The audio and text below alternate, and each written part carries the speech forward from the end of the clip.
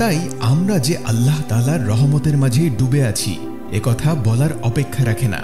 কিন্তু শত শত গুনাহ ও অন্যায় লিপ্ত থেকেও যখন সুখ, শান্তি ও সচ্ছলতায় তৃপ্তির ঢেকুর তুলছি, ঠিক তখন সেটা কেবল রহমত আছে কিনা তাতে খুব সতর্কতা জরুরি।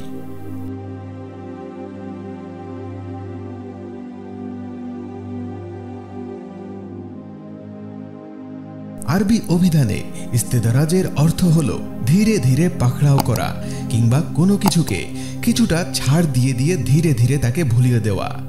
পবিত্র কোরআন ও হাদিসের পরিভাষায় ইস্তিদরাজ হলো আল্লাহ তাআলার পক্ষ থেকে কোনো বান্দা গুনাহ ও পাপচারিতায় লিপ্ত থাকা অবস্থায়ও তাকে তার ইচ্ছে মতো নিয়ামত ও রিজিক দান করা এবং তার পছন্দ মতো সব কিছু করার সামর্থ্য দেওয়া। এক পর্যায়ে বান্দার মাঝে অনুভব চলে আসে যে আল্লাহ তাআলা আমার উপর সন্তুষ্টই আছেন, অর্থাৎ আল্লাহ তাআলা বান্দাকে গুনাহের মাঝে ছেড়ে দেন এবং অবারিত নিয়ামত দান করেন।